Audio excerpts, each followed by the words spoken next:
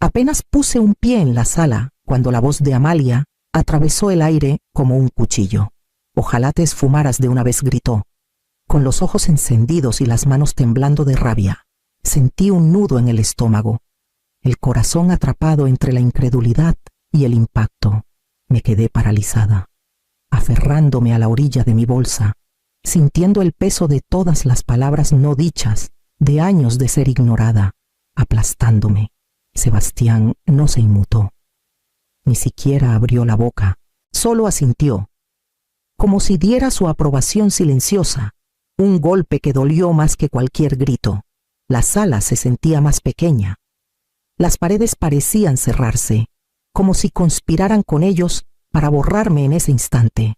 Busqué en sus ojos algún rastro de duda, alguna señal de que intervendría, pero no había nada. La traición fue más dura que las palabras mismas. Recordé todas las veces que intenté hacerme escuchar en esta familia, solo para ser apartada.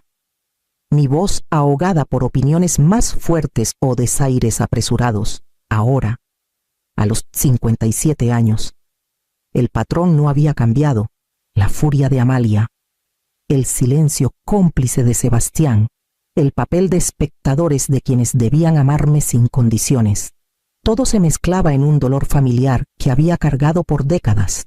Por un momento, pensé en hablar, en defenderme, en dejar que la frustración estallara en un grito que por fin me hiciera visible. Pero la verdad era que ninguna palabra rompería su certeza. Ya habían decidido la historia, y mi versión no tenía lugar en ella. Exhalé lentamente, un suspiro controlado que sentía como recuperar un pedacito de control. Sin decir nada, me di la vuelta y caminé hacia la habitación de huéspedes que me habían cedido a regañadientes, mis pasos firmes y silenciosos. Empaqué solo lo que podía llevar en una bolsa, nada de recuerdos, ni cartas, ni cosas sentimentales. Cada objeto era práctico, cada paso un mensaje callado de que no discutiría, ni ahora ni nunca más, por su reconocimiento. Cerré la puerta tras de mí, el suave clic resonando como la primera nota de un nuevo ritmo de vida. Una vida que tendría que navegar sola, al menos por ahora. El aire en el pasillo se sentía pesado, pero extrañamente liberador. Con la bolsa al hombro, crucé el umbral que me alejaba del peso de sus juicios. Me moví por la casa con precisión silenciosa. Cada objeto que empaqué era una pequeña afirmación de control en medio del caos que no había provocado. Mis manos trabajaban solas, seleccionando solo lo necesario: algo de ropa, mi laptop, documentos esenciales. Nada sentimental, nada que me atara a un lugar que por tanto tiempo me había tratado como invisible. No me detuve, no me quedé mirando las fotos en las paredes ni los reconocimientos acumulando polvo en los estantes. Nunca los habían notado antes, y seguro no lo harían ahora.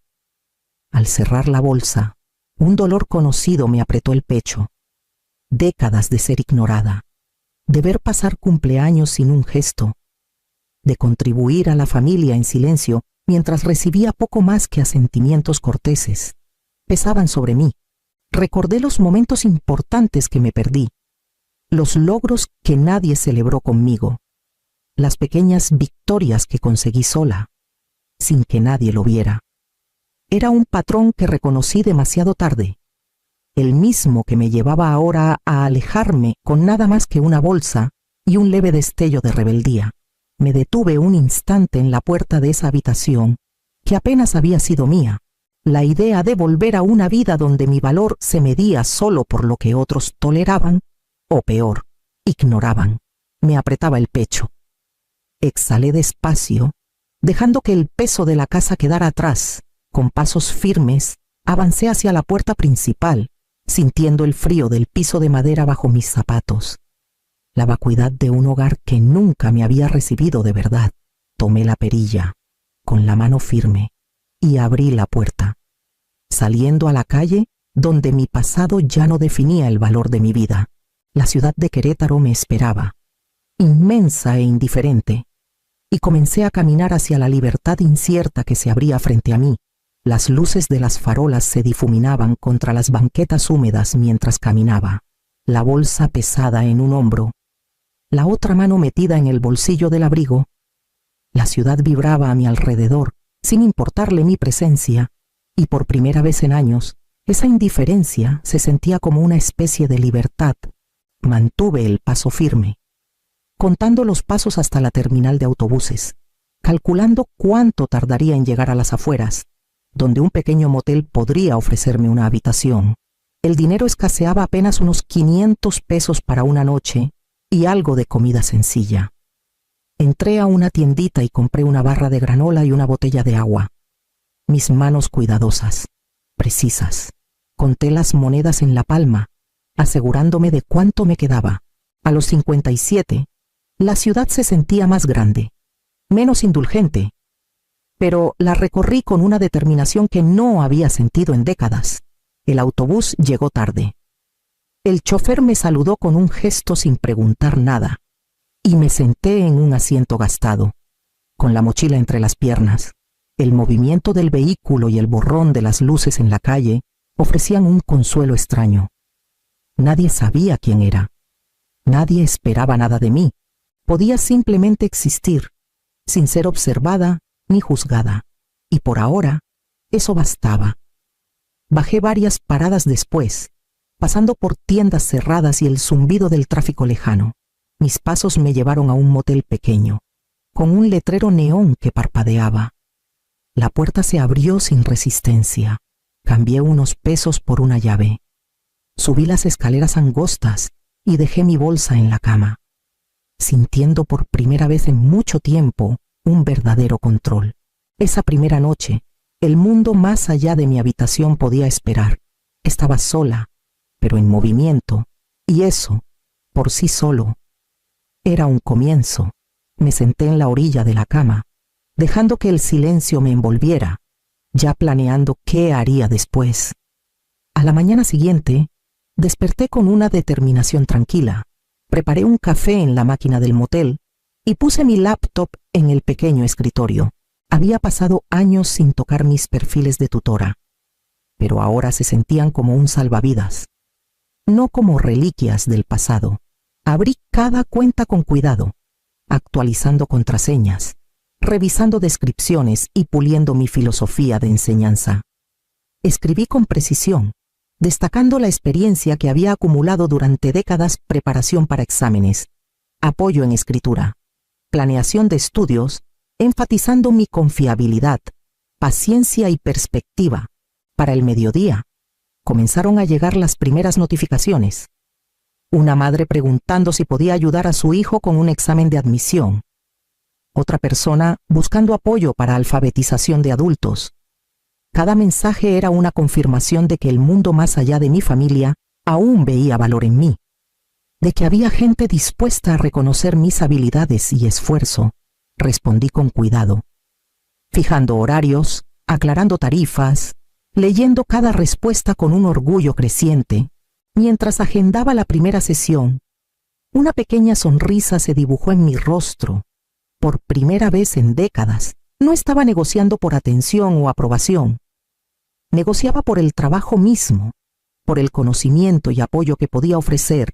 Mi edad, mis decepciones pasadas, los años de invisibilidad, nada de eso importaba aquí. Los clientes no conocían a mi familia. No les importaba el resentimiento que cargaba. Solo necesitaban guía, y yo estaba lista para darla. Pasé la tarde revisando planes de estudio que había guardado por años, ajustando materiales, preparando notas. Cada clic y cada palabra escrita eran un recordatorio de que estaba construyendo algo para mí, no para alguien más, para la noche. Ya había agendado 3 sesiones para la semana siguiente. Cada confirmación una victoria silenciosa, prueba de que podía recuperar el control de mi vida. Sentada en la cama del motel, sentí un cambio en el aire. Las pequeñas victorias eran sutiles, pero tenían peso. Por primera vez en años, mi trabajo, mi habilidad y mi presencia eran reconocidos, no por mi familia, no por obligación, sino por personas que valoraban lo que ofrecía. Abrí mi libreta y comencé a trazar un plan para la semana. Cada línea, un paso hacia recuperar mi vida y mi confianza. y la satisfacción tranquila en mi pecho crecía mientras pensaba en lo que podía lograr después. Era tarde en la noche cuando lo encontré, un enlace que me envió uno de mis antiguos alumnos. Dudé antes de hacer clic. Con los dedos congelados sobre el trackpad, la página que se abrió me apretó el pecho al instante. El nombre de Amalia estaba estampado en la parte superior, como si todo fuera suyo. Deslicé hacia abajo y mis ojos se abrieron con incredulidad. Cada plan de estudios, cada rúbrica de evaluación, cada diagrama que había creado con tanto esfuerzo durante años, ahí estaba, presentado como si ella lo hubiera hecho. Me recosté en la silla, atónita. Sentí una oleada de enojo creciendo bajo la calma que había cultivado, pero me obligué a respirar. Este no era momento para gritar ni confrontar. Tenía que verlo con claridad, entender el alcance de lo que me habían robado. Cada página que revisé confirmaba la verdad mi trabajo, mi esfuerzo, mi propiedad intelectual. Habían sido robados y reclamados como de alguien más. El impacto inicial dio paso a una claridad precisa. Esto no fue un accidente. Amalia había borrado mis contribuciones a propósito, mientras mantenía su imagen intacta. El patrón de ser ignorada y desestimada por mi familia se había amplificado aquí en algo tangible y público. Cerré la laptop por un momento, dejando que el silencio de la habitación llenara el espacio. El enojo era una cosa, pero la acción requería estrategia. Una demanda legal podía restaurar el reconocimiento, pero también podía arrastrarme a un drama innecesario, y no les daría el gusto de verme desmoronar. Necesitaba pruebas, documentación y un plan que me diera control. Cada borrador con marca de tiempo, cada correo guardado, cada archivo de currículo que aún tenía podía servir como evidencia. El peso de la situación se asentó en una determinación firme. Reclamaría lo que era mío, y lo haría en mis términos, sin dejar que ellos dictaran el ritmo o el tono. Volví a abrir la laptop, organizando mis archivos con método y preparando los primeros pasos de una respuesta que sería mesurada, deliberada e irrefutable. No me apresuraría a confrontar, pero tampoco ignoraría el robo. Para cuando las farolas parpadearon afuera, ya había trazado el plan inicial. El primer movimiento pondría todo en marcha, y sabía que no podía retrasarme más. A la mañana siguiente, llamé a Clara, una abogada especializada en propiedad intelectual, y le expliqué la situación con palabras medidas. No dejé espacio a la emoción. Describí hechos, fechas y evidencias con precisión. Ella escuchó con atención, tomando notas, haciendo las preguntas correctas, y por primera vez en días, sentí una sensación de alianza en lugar de aislamiento. Pasé el resto de la mañana recopilando todo lo que había guardado a lo largo de los años, borradores de planes de estudio, correos con clientes antiguos, formularios de retroalimentación y cada archivo con marca de tiempo que pude encontrar. Cada documento que ordenaba era como un hilo en el tapiz de mi trabajo, y verlos juntos me recordaba el valor que había creado mucho antes de que Amalia intentara reclamarlo. Clara me aconsejó organizar las pruebas en orden cronológico para establecer un patrón claro de propiedad. Trabajé con método, nombrando carpetas, creando respaldos, anotando borradores para resaltar la evolución de mis ideas. El enojo hervía bajo la superficie, pero me negué a dejar que dictara mis acciones. Necesitaba control, claridad y credibilidad, y cada tecla que presionaba me acercaba a eso. Para la tarde, había preparado un paquete para compartir con Clara. Cada página cuidadosamente marcada, cada marca de tiempo verificada. El proceso en sí era empoderador. Estaba transformando años de frustración en un registro tangible e irrebatible. Clara confirmó la estrategia notificar a las plataformas relevantes, asegurar el reconocimiento legal y preparar la documentación pública si era necesario. Me recosté en la silla del motel y miré las carpetas ordenadas en el escritorio. Por primera vez desde que dejé la casa, sentí un destello de confianza. No estaba reaccionando impulsivamente, Estaba respondiendo con estrategia. La situación era seria, pero tenía un plan y sabía exactamente cómo ejecutarlo. Cerré la laptop. Me permití una sola respiración profunda. El mundo eventualmente vería las pruebas, ya fuera de inmediato o no. La verdad estaba lista, documentada e innegable. Deslicé las carpetas en mi bolsa, sintiendo el peso de un propósito asentándose en mi pecho, y comencé a planear el siguiente paso para recuperar todo lo que me habían robado. Para mitad de semana, todo estaba listo.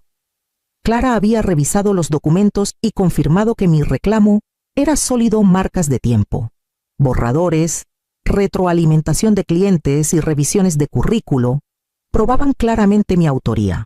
Abrí mi laptop y redacté un correo a antiguos clientes, contactos profesionales y las plataformas que alojaban mis materiales. El tono era deliberado factual, compuesto, firme. Incluí las pruebas, adjunté capturas de pantalla y archivos PDF. Y expliqué la situación con claridad. No desahogué, no acusé. Simplemente expuse la verdad y proporcioné pruebas. En cuestión de horas, comenzaron a llegar las respuestas. Mensajes de apoyo inundaron mi bandeja antiguos alumnos. Padres y colegas expresando sorpresa y apoyo, confirmando que reconocían mi trabajo y valoraban mis contribuciones. La validación era silenciosa, pero profunda. Eran personas que no tenían ninguna razón para actuar más allá de lo que sabían que era cierto.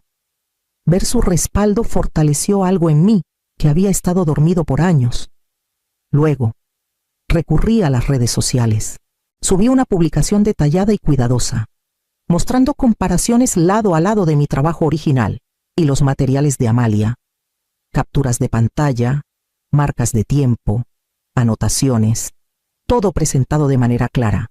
En menos de un día, la publicación se compartía en grupos profesionales y foros educativos. Los comentarios aparecieron rápidamente, la gente señalaba el plagio, elogiaba la claridad de mis pruebas y confirmaba mi credibilidad. La primera ola de tensión llegó pronto. Las publicaciones de Amalia, defendiéndose, fueron recibidas con escepticismo, y su imagen cuidadosamente construida comenzó a desmoronarse en línea.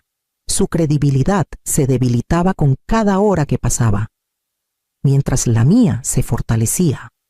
Por primera vez en décadas, la verdad se sentía tangible, imparable y pública.